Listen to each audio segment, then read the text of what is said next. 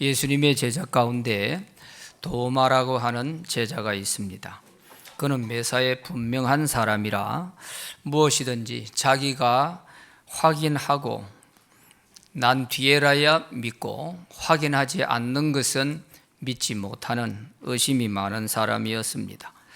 그러나 그가 확실하게 한번 확인된 사실에 대해서 믿음을 가지면 뒤를 돌아보지 않고 전진하는 사람입니다.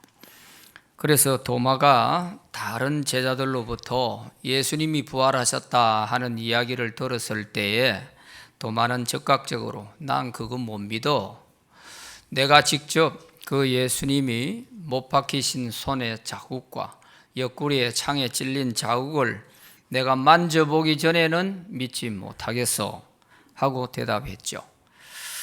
요한복음 20장 25절에 보면 다른 제자들이 그에게 이르되 우리가 주를 보았다 하니 도마가 이르되 내가 그의 손에 못자국을 보며 내 손가락을 그 못자국에 넣으며 내 손을 그 옆구리에 넣어보지 않고는 믿지 아니하겠노라 하니라. 도마가 이런 사람이에요. 그러자 8일 후에 예수님이 다시 제자들 가운데 나타나셨는데 이때는 도마도 함께 있었습니다. 예수님은 도마가 의심하는 것을 다 아시고 예수님은 도마의 손을 내밀어 봐라 해서 손에 못자국과 옆구리에 창자국을 만져보게 해 주셨습니다. 그래서 도마의 그 의심을 풀어 주신 것입니다. 요한복음 20장 27절에 보면 도마에게 이르시되 내 손가락을 이리 내밀어 내 손을 보고 내 손을 내밀어 내 옆구리에 넣어보라. 그리하여 믿음 없는 자가 되지 말고 믿는 자가 되라 하고 말씀하십니다. 예수님은 의심하는 도마를 꾸짖지 아니하시고 확인을 시켜주시면서 믿음 없는 자가 되지 말고 확실히 믿는 자가 되라 이렇게 말씀하십니다. 그러나 예수님은 보지 못하고 믿는 자가 보고 믿는 자보다 더 복되다 그렇게 말씀하십니다. 요한복음 1장 28절 29절에 보면 도마가 대답하여 이르되 나의 주님이시요 나의 하나님이시니이다. 예수께서 이르시되 너는 나를 본고로 믿느냐? 보지 못하고 믿는 자들은 복되도다 그랬어요. 의심하지 않고 다른 제자들이 일러주는 얘기만 듣고서도 믿을 수 있었으면 더 좋았으련만 도마는 그러지 못하고 의심하는 것보다는 내가 확인하고 확실하게 믿는 게 좋겠다 하는 스타일이니까 도마는 그렇게 한 것이죠. 자, 이렇게 해서 도마가 예수님이 부활하신 것을 분명히 알고 난 뒤에는 전후 좌우 돌아보지 않고 앞으로만 직진하는 사람이 됐습니다.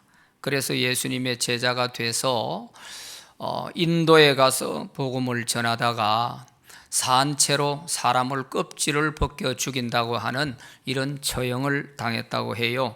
그래서 남인도의 첸나이에 가면 도마 기념교회가 아주 크게 잘 지어져 있습니다. 여기에는 도마의 손가락 뼈 한마디가 보관되어 있다고 그래요. 그래서 많은 사람들이 여기를 순례하고 있습니다. 이처럼 예수님은 보지 않고 믿는 자가 복이 있다고 하시지만 사람들은 보지 않고는 못 믿겠다는 사람들이 더 많습니다. 그걸 어떻게 믿어? 내가 봐야 믿지. 이런 사람들이 많잖아요.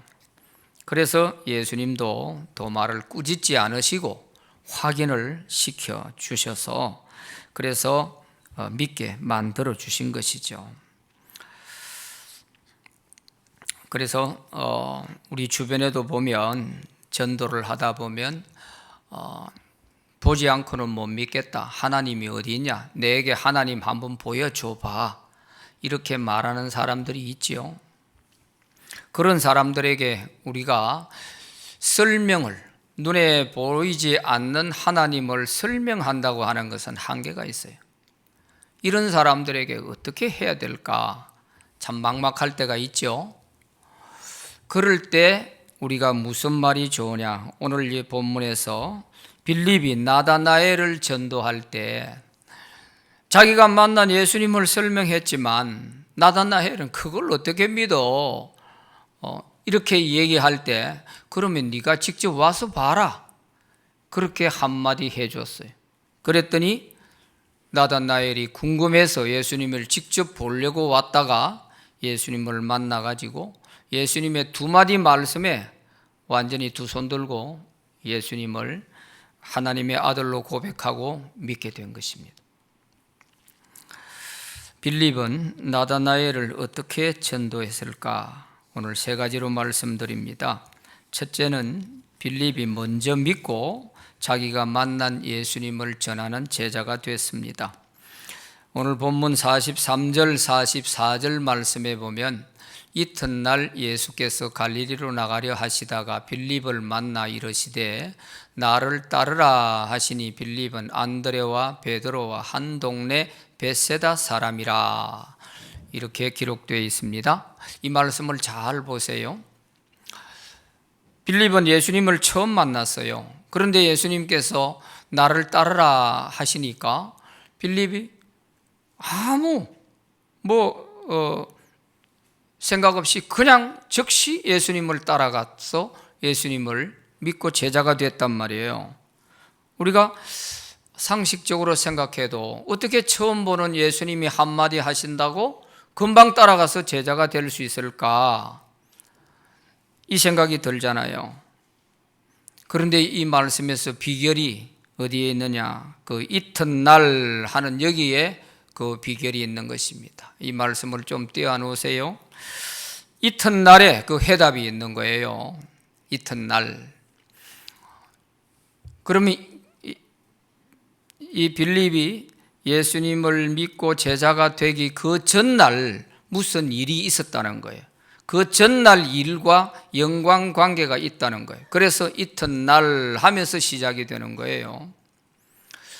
그리고 또 예수님이 빌립을 만나 나를 따르라 하시니 그러면 따라가서 제자가 됐다든지 예수님을 믿었다든지 이 말이 뒤에 나와야 되는데 나를 따르라 하시니 빌립은 안드레와 베드로와 한 동네 벳세다 사람이라 이런 말이 뒤에 따라 나와요. 좀 이상하잖아요. 그럼 빌립이 따라가서 예수님 믿고 제자 됐다든지 이 말이 나와야 되는데 왜 안드레와 베드로의 얘기가 쑥 나오냐 말이에요.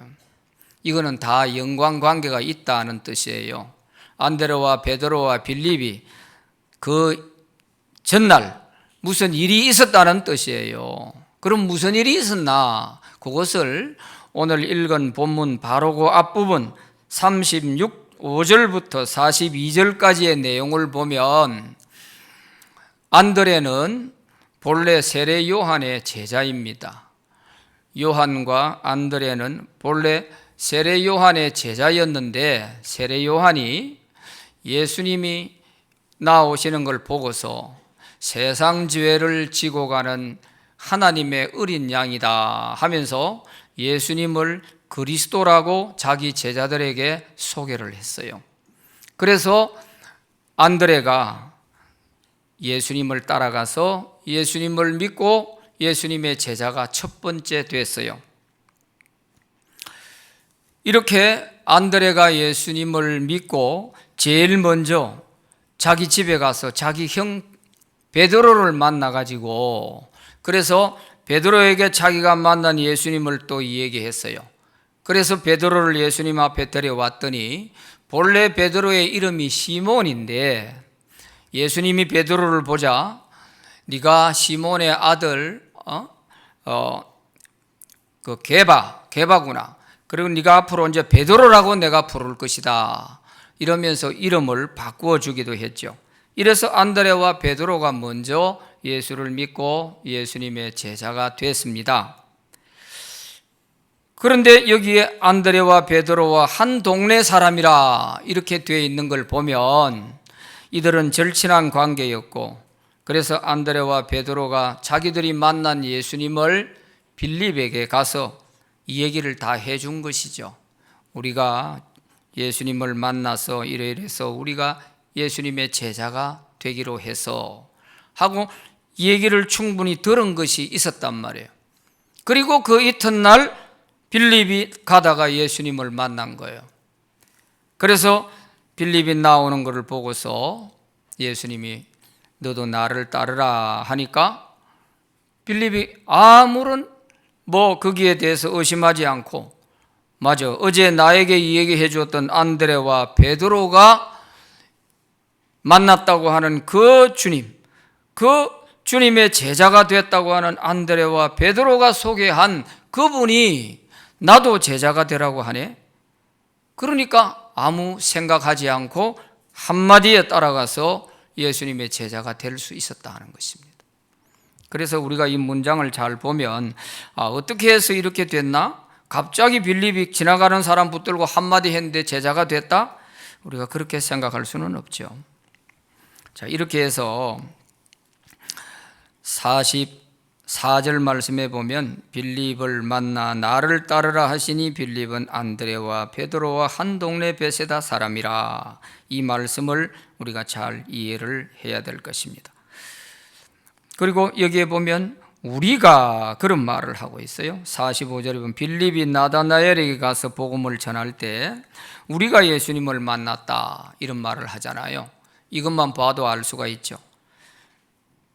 빌립이 나다나엘에게 얘기할 때 내가 예수님을 만나서 이래야 되는데 왜 우리가 라는 말을 하냔 말이에요. 그것은 안드레와 베드로도 주님을 만났고 나도 주님을 만나서, 그러니 우리가 만난 그 주님이 바로 이런 분이야 하고 이 얘기를 했던 것을 알 수가 있단 말이죠. 자, 이렇게 해서 빌립은 먼저 자기가 베드로와 안드레를 통해서 예수님의 이 얘기를 듣고 들은 것에서 끝나지 않고 예수님을 직접 만나게 되어서 예수님의 제자가 되었다 하는 것이죠. 그래서 그가 예수님을 확실히 만난 후에는 자기와 절친하게 지내는 나다나엘을 찾아가서 전도하게 되는 것입니다. 자, 두 번째, 빌립이 나다나엘을 찾아가서 예수님을 전했다 하는 것입니다. 45절 말씀에 빌립이 나다나엘을 찾아 이르되 모세가 율법에 기록하였고 여러 선지자가 기록한 그 일을 우리가 만났으니 요셉의 아들 나사렛 예수니라 그랬습니다. 이 말씀을 자세히 잘 보시면 모세가 율법에 기록하고 여러 선지자가 기록한 그분을 우리가 만났다는 거예요. 그럼 이게 무슨 말이냐? 모세의 율법 또 선지자의 선지서, 이것은 구약 성경을 말하는 겁니다. 그래서 원래 원문으로 되어 있는 구약 성경의 표제 앞에 적혀 있는 제목이 뭐냐 하면 토라, 너빔, 케투빔 이렇게 적혀 있어요. 토라, 너빔, 토라는 율법이고 너빔은 선지서예요. 그리고 케투빔은 성문서라 그래서 시편, 잠언, 아가, 전도 이게 성문서예요. 그래서 구약 성경 전체를 말할 때 토라, 너빔, 케투빔 이게 구약 성경 전체의 이름이에요.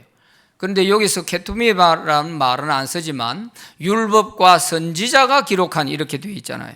그러면 이것은 구약 성경에서 지금까지 하나님께서 우리에게 보내주시겠다고 하신 그 구세주 메시아가 바로 우리가 만난 분이다. 우리가 만난 그분이 성경에서 기록한 바로 메시아 그분이다. 이렇게 나다나엘에게 전했던 것입니다.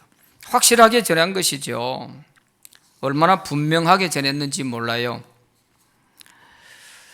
그래서 이 나다나엘은 12제자 중에 바돌로메라고 하는 제자 이름이 나오는데 바로 그 사람과 동일한 사람이에요. 바돌로메가 나다나엘입니다. 바돌로메라는 말은 사람 이름이 아니에요. 히브리어에 바돌로메 하는 말은 돌로메의 아들 그런 뜻이에요. 바는 아들이라는 뜻이에요. 그래서 신약 성경에도 보면 바디메오 하는 말이 있잖아요. 그건 디메오의 아들이라는 뜻이지 바디메오가 이름이 아니에요. 그것처럼 여기도 바돌로메 하면은 돌로메의 아들 그런 뜻이에요. 이름이 아닙니다. 그러면 돌로메의 아들인 나다나엘 이렇게 되는 거예요. 본래 이름은 나다나엘이란 말이에요. 그래서 돌로메의 아들 나다나엘 이렇게 보면 됩니다. 그래서 이 나다나엘에게 빌립이 찾아가서 확실하게 성경에 기록되어 있는 그분을 우리가 만나서 하고 전한 것이죠. 우리가 예수님에 대한 얘기를 할 때에 자기가 예수님을 만난 간증이나 체험을 얘기도 할 수 있겠지만 가장 정확하고 좋은 것은 성경에 기록된 예수님에 대한 말씀을 가지고 전하는 것이 가장 좋은 것입니다. 빌립이 바로 그렇게 한 것이죠. 자기 얘기 안 했어요. 자기가 예수님 만났더니 나보고 제자가 되라 하더라. 안드레와 베드로도 예수님을 만나가지고 제자가 돼서 이런 얘기하지 않고 성경에 기록된 메시아 그분을 우리가 만났어 이렇게 전했던 거예요. 그러니까 궁금하잖아요. 나다나엘이 많이 궁금해지는 거죠. 그런데 빌립이 한 이야기 중에서 보면 우리가 만난 그분이 요셉의 아들 나사렛 예수니라 이렇게 돼 있어요. 그러니까 이 말을 들으면서 나다나엘이 콧방귀를 뀌게 된 거예요. 조롱하듯이 야, 네 말하는 거는 좋은데 내가 네 말을 신뢰할 수가 없어. 우리 유대인들이 상식적으로 알고 있는 것은 메시아는 베들레헴에서 나신다고 했지 않냐. 그런데 어떻게 그 후진 동네 나사렛에서 났다는 것이냐. 그래서 조롱하듯이 하는 말이 나사렛에서 무슨 선한 것이 나겠느냐. 그런 말을 오늘 본문에서 하고 있지 않습니까? 나사렛에서 무슨 선한 것이 나겠느냐. 이것은 이 당시 모든 유대인들이 상식적으로 알고 있는 것이 메시아는 다윗의 자손으로 베들레헴에서 나신다. 그걸 알고 있는데 나사렛에서 메시아가 났다고 하니까 그분을 만났다고 하니까 야, 너 뭐 잘못됐어. 너 뭔가 잘못 알고 있어. 나사렛에서는 메시아가 나올 수가 없어. 그런 얘기예요. 이것은 나다나엘이 안 믿겠다는 것이 아니고 자기가 알고 있는 상식선에서 메시아는 거기서 나올 수가 없으니까 빌립의 말을 신뢰할 수 없다는 것이죠. 그래서 빌립이 설명을 해주고 성경을 가지고 얘기해줘도 이렇게 자기의 짧은 지식을 가지고 받아들이지 않으니까 참 다른 말을 해줄 말이 없잖아요. 막연하잖아요. 나다나엘이 뭔가 좀 알고는 있는데 뭔가 자기도 성경을 좀 알고 또 기본적인 그런 상식선에서는 메시아가 베들레헴에서 난다 하는 정도는 알고 있는데 예수님이 나사렛에서 왜 살게 되었는지 하는 것은 모르고 있었던 거죠. 예수님은 분명히 다윗의 자손으로 베들레헴에서 나셨지 않습니까? 그리고 헤로드 왕이 아기들을 전부 다 죽이라고 하는 유아 학살 명령이 떨어졌기 때문에 하나님이 천사를 통해서 예수님의 부모들을 저 애굽으로 피난 가라고 했잖아요. 그래서 애굽에 피난 갔다가 다시 돌아와 가지고 베들레헴에 가서 살게 되면 또 위험하잖아요. 그러니까 거리로 가지 않고 제일 빈민촌인 나사렛으로 들어가서 숨어서 살게 된 거죠. 이 사실은 나다나엘이 모르고 있는 거예요. 이 사실은 그냥 상식으로는 알고 있었지만 예수님에 대해서 이렇게까지는 모르고 있다 보니까 빌립의 얘기를 듣고 야, 웃기지 마라. 나사렛에서는 메시아가 나올 수 없어. 이렇게 말을 하게 되는 것입니다. 그래서 빌립이 네가 정 내 말을 못 믿겠거들랑 네가 직접 와서 봐라. 그렇게 한마디 해준 것입니다. 직접 와서 보라고 하니까 궁금해지잖아요. 그래서 나다나엘이 예수님을 직접 한번 보겠다고 왔다가 예수님 만나가지고 예수님의 두 마디 말씀에 그만 손들고 예수님은 하나님의 아들이십니다 하고 고백하고 예수 믿고 나다나엘도 예수님의 제자가 되어버렸어요. 그래서 자기가 알고 있는 상식선이나 자기 지식을 가지고 우리가 아무리 예수님을 설명해도 받아들이지 못하는 이런 사람들 앞에서 우리가 더 이상 설명하기가 어려워요. 또 신앙이라고 하는 것은, 또 우리 하나님에 대한 것은 보이지 않는, 눈으로 볼 수 없는 하나님을 설명으로서 다 할 수 있다고 하는 것은 불가능하잖아요. 그러니까 이런 사람들에 대해서는 네가 정 내 말 못 믿겠거든, 네가 직접 교회 한번 와서 직접 말씀을 한번 들어봐라, 그리고 하나님의 임재를 네가 직접 한번 경험해 봐라. 이 말이 어떻게 보면 자기들의 갖고 있는 선입견이나 자기들이 알고 있는 그 얕은 지식 때문에 예수님을 믿지 못하겠다고 하거나, 내 교회 그거 잘 알아, 가봐야 뻔한데 그 뭘 그 갈 게 있어, 이런 사람들에게 우리가 제시할 수 있는 답이 와서 직접 하나님의 임재를 경험해 봐. 네가 직접 교회에 와서 말씀을 한번 들어봐. 빌립은 지금 예수 믿은 지 하루밖에 안 됐는데요, 어떻게 예수님에 대해서 다 설명할 수 있겠어요? 그러니까 빌립은 내가 다 설명할 수 없다, 그러니 니도 직접 와서 예수님 만나가 한번 만나보고 그때 가서 메시아가 맞는지 안 맞는지는 그때 판단하고 한번 와서 봐라 하고 얘기를 해줬는데, 이 말이 나다나엘에게 먹혀 들어갔던 거예요. 그래서 나다나엘이 궁금해서 나도 한번 가서 직접 보겠다 해서 와서 예수님을 만났다가 예수를 믿게 된 것입니다. 우리 주변에도 이런 사람 많이 있어요. 뭐 교회 갔더니 이렇더라 저렇더라, 뭐 껍데기 수박 끄달기식으로 그저 교회 좀 다니면서 예수님에 대한 들은 이 얘기만 가지고 자기가 무슨 마치 신앙에 대해서 깊이 알고나 있는 것처럼 내가 다 알아 하면서 교회를 멀리하고 있는 사람, 이런 사람 우리 주변에 많잖아요. 이런 사람들에게 우리가 제시할 수 있는 말은 네가 와서 직접 들어봐라. 이것이 현명한 대답일 수가 있습니다. 그리고 신앙이라는 것은 설명으로 되는 것이 아니거든요. 직접 자기가 주님을 만나봐야 되는 것이잖아요. 이거 없이는 아무리 교회를 오래 다녀도 그만 그냥 하나의 종교인에 머물 수가 있어요. 자기가 직접 주님을 만나봐야 되는 거죠. 사도 바울 같은 사람도 예수 믿는 사람들이 예수님 부활했다 하고 이렇게 얘기하면서 전하고 다니는 이걸 들었을 때 저 사람들을 저 온전한 사람 아니다, 이래서 구속영장 받아가지고 예수 믿는 기독교인들을 감옥에 가두려고 가다가 다메섹 도상에서 부활하신 주님을 자기가 직접 만나보니까 더 이상 할 말이 없잖아요. 그래서 예수 믿는 사람 잡아 가두기 위해서 가다가 자기가 이제는 예수님을 전하는 사람이 되어버렸어요. 왜? 예수님을 만나고 보니까 예수님 없다고 말을 할 수 없고 부활하지 않았다고 말할 수 없고, 어떻게 죽은 자가 살아나냐, 저 헛소리하는 저 기독교인들 다 없애야 된다, 이렇게 생각하던 바울이 되어버린 거예요.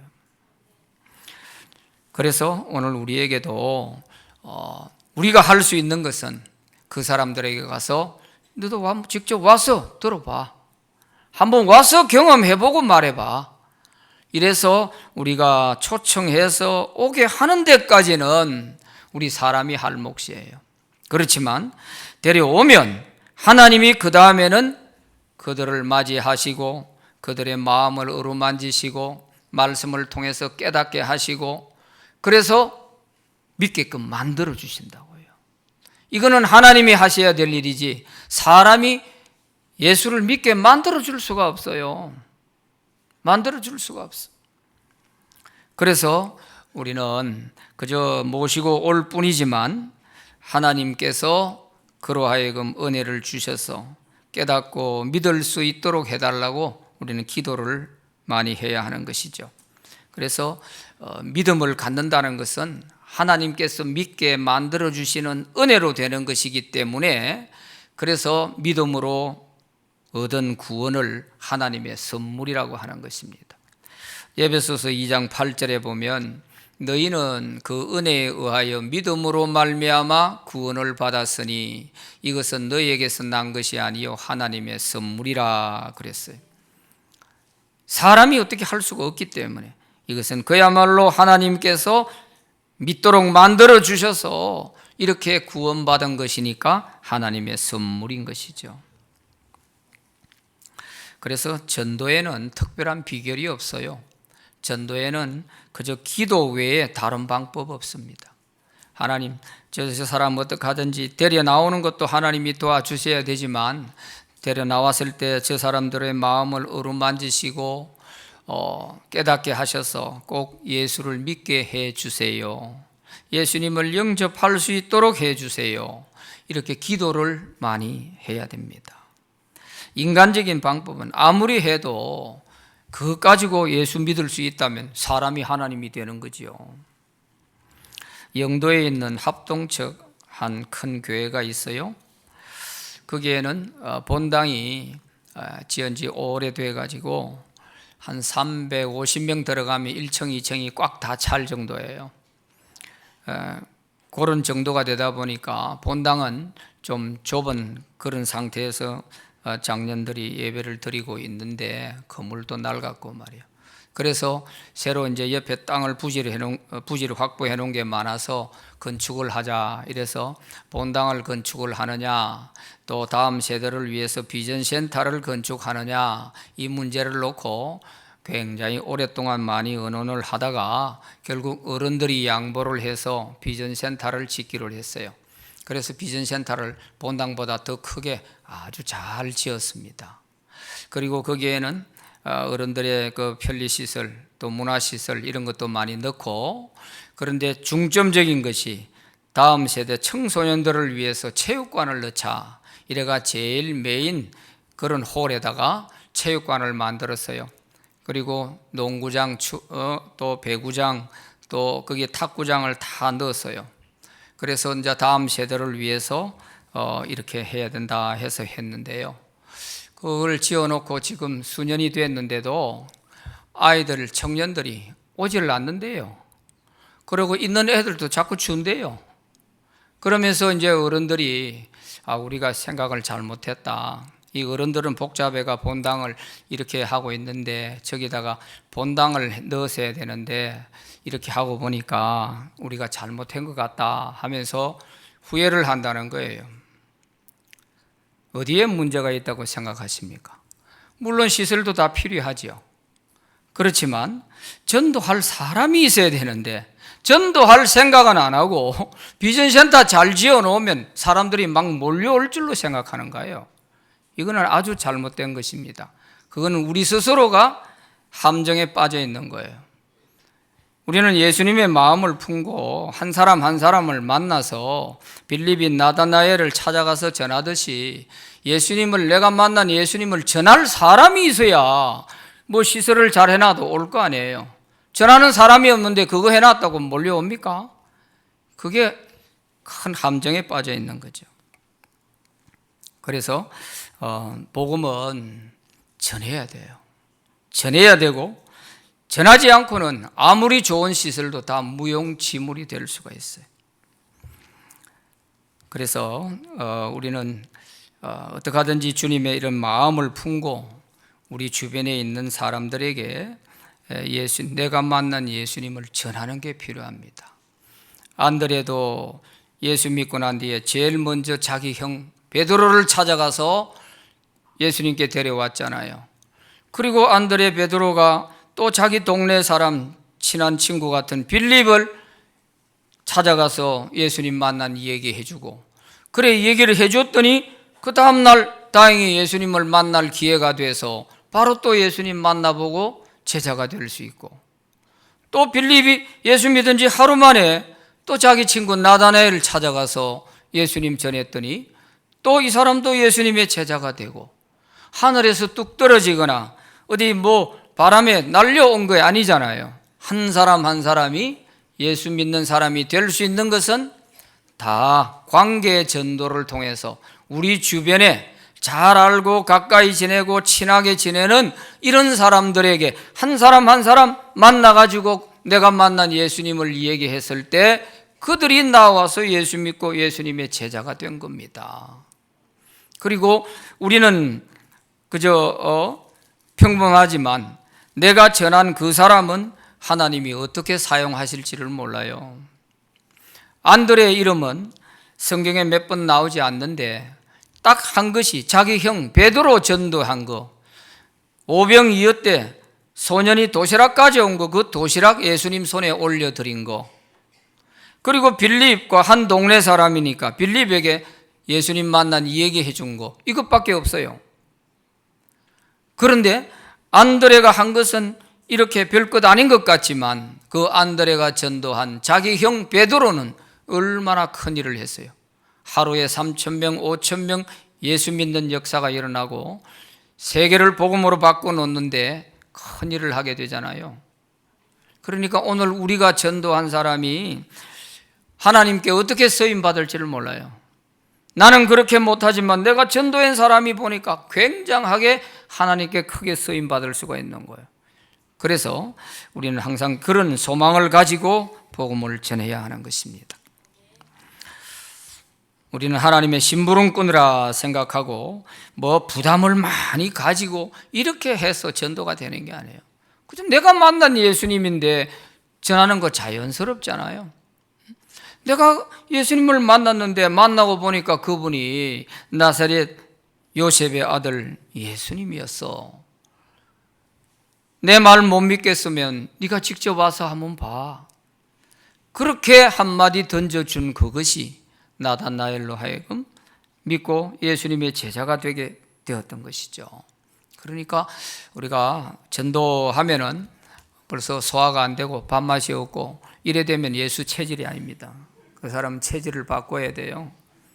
예수 믿는 사람은 예수 얘기만 들어도 엔돌핀이 팍팍 나오고 살맛이 나고 이래야 되는데 전도 얘기만 나오면 막 밥맛이 없다 하고 그런 사람을 좀 생각해 봐요. 그건 예수 체질 아닙니다. 천국 가도 불편할걸요? 그래서 우리는 그저 하나님 심부름꾼이다 생각하고 그리 하시고 또 내가 설명을 다 못한, 왜 인간이 안 보이는 하나님, 전지전능하신 하나님을 어떻게 설명하겠어요? 설명으로 안 되는 거예요. 그러니까 한번 얘기해보고 아이고야 나는 내 믿는 종교가 있고 너는 네 믿는 종교가 있으니까 너나 잘 믿어라. 그런 사람 있잖아요. 이 다 나다나엘 같은 분과에 속하는 사람이에요. 그런 분류의 사람. 그럴 때에는 다른 설명을 하려고 하지 말고 석가는 인간이고 예수는 하나님이야 뭐 이런 아무리 설명해봐야 안 돼. 그럴 때는 네가 직접 교회 한번 와가지고 직접 한번 들어봐. 이게 제일 좋은 방법이죠. 그래서 우리는 심부름 역할을 잘 할 수 있기 바랍니다. 세 번째, 예수님께 나오는 나다나엘을 예수님이 믿게 해주신다는 사실이에요. 47절에 보면 예수께서 나다나엘이 자기에게 오는 것을 보시고 그를 가리켜 이르시되 보라 이는 참으로 이스라엘 사람이라 그 속에 간사한 것이 없도다. 이게 첫 번째 나다나엘에게 예수님이 하신 말씀입니다. 첫 마디예요. 이 사람 보니까 참 이스라엘 사람이네. 간사한 것이 그 속에 없네. 그런 말씀이잖아요. 여기에 간사하다 하는 말은 돌로스라고 하는 단어인데 이 말은 사람을 교모하게 속이는 거짓을 말하는 거예요. 그러니까 나다나엘 속에는 거짓이 없는 참 이스라엘 사람이다. 참 이스라엘 사람이란 말은 진짜백이 이스라엘 사람이다. 그런 뜻이에요. 진짜백이. 하나님을 믿는 정말 신실하고 진짜백이 진국이다. 그런 얘기예요. 그러니까 이 소리를 나다나엘이 들었을 때 마음이 어땠겠어요? 처음 보는 예수님이 어떻게 나를 이렇게 아실까? 내 마음까지도 다 꿰뚫어 보시네? 여기에 충격을 받는 거예요. 예수님의 이 첫 마디에 충격을 받았어요. 그래서 나다나엘이 예수님께 묻습니다. 나를 어떻게 아십니까? 그렇게 48절에 물어요. 그럴 때 예수님께서 빌립이 너를 만나기 전에 네가 무화과 나무 밑에서 묵상하고 있을 때 내가 이미 다 보았다. 이렇게 말씀하시니까 더 놀란 거죠. 완전히 그냥 충격에 충격을 더한 거죠. 왜? 내 마음 속까지도 다 들여다보고 계시고 내가 나무 밑에 묵상하고 있었다는 내 일거일동까지도 다 주님이 알고 계시네. 이분이야말로 정말 하나님의 아들이 아니시면 누가 하나님의 아들이시겠냐. 이렇게 해서 두 손 들고 예수님께 대해서 당신은 정말 하나님의 아들이십니다 하고 고백을 하고 예수님의 제자가 되는 겁니다. 예수님은 이처럼 인간의 모습으로 나다나엘을 만났지만 예수님은 우리 인간의 모든 것을 다 아시는 전지하신 주님이시다는 것을 보여주신 것이죠. 이걸 예수님의 전지성이라고 그러는 겁니다. 모든 전자에 알지자, 모든 것을 다 알고 계시는 주님이시다, 그런 말씀이에요. 바로 이 부분이에요. 이 부분이 있기 때문에 빌립이 설명을 가지고 안 되는 겁니다. 네가 직접 와서 만나보라, 네가 직접 와서 한번 예수님 봐, 이렇게 말한 이유가 이거예요. 이렇게 했더니 예수님이 나왔을 때 그의 모든 마음도 행동도 모든 것을 다 알고 계시는 이 주님 앞에서는 변명할 수가 없었던 거예요. 그래서 당신은 하나님의 아들이십니다 하고 49절에 고백을 하고 예수님의 제자가 되는 겁니다. 우리가 전도해서 한번 와보라 했지만 그 사람들이 왔을 때 직접 자기가 와서 하나님 말씀을 듣는 가운데 이런 걸 느끼게 돼요. 야, 오늘 저 목사님이 설교하는 내용이 꼭 나보고 하는 것 같네? 누가 일러줬나? 어떻게 돼서 저렇게 내 마음까지 다 들여다보지? 이런 걸 느낄 때가 있죠. 이게 사람이 할 수 있는 게 아니에요.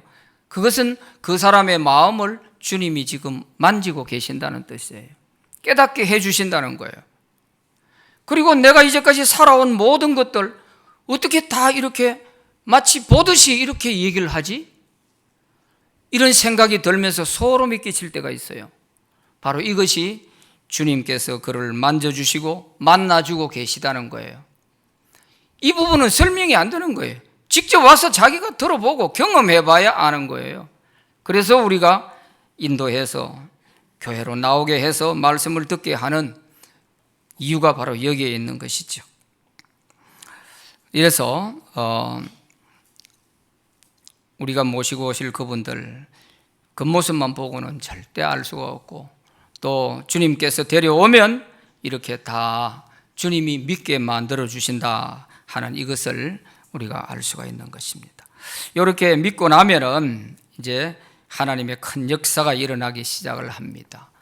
50절, 51절 말씀에 보면 예수님께서 나다나엘에게 이런 말씀을 하셨어요. 예수께서 대답하여 이르시되 내가 너를 무화과 나무 아래에서 보았다 함으로 믿느냐? 이보다 더 큰 일을 지금부터 볼 것이다. 또 이르시되 진실로 진실로 너에게 이르노니 하늘이 열리고 하나님의 사자들이 인자 위에 오르락내리락 하는 것을 보리라 하시니라 그랬어요. 여기 하늘이 열리고 하는 말은 그동안 하나님과 나다나엘 사이에 막혀있던 관계가 이제는 뚫려졌다는 뜻이죠. 막혔던 그 하늘이 열렸다는 말은 하나님과의 관계가 바로 회복되었다는 뜻입니다. 누구를 통해서? 예수를 믿으니까. 그래서 예수님을 통해서 우리가 그 하나님과 관계가 회복되고 나면 그 하나님과 우리 사이에 천사가 오르락내리락 하는 거예요. 하나님의 사자들이 인자 위에 오르락내리락 한다 했잖아요. 이것은 창세기 28장에 야곱이 베델에서 꿈에 하나님을 만났을 때 장면이죠. 베델에서 야곱이 꿈을 꾸었는데 사다리가 땅에서부터 하늘까지 높이 놓여져 있고 그 사다리 위로 천사들이 오르락내리락 하는 것을 보았어요. 그 사다리 꼭대기 위에서 하나님이 계시고 그래서 야곱에게 말씀해 주시고 그랬잖아요.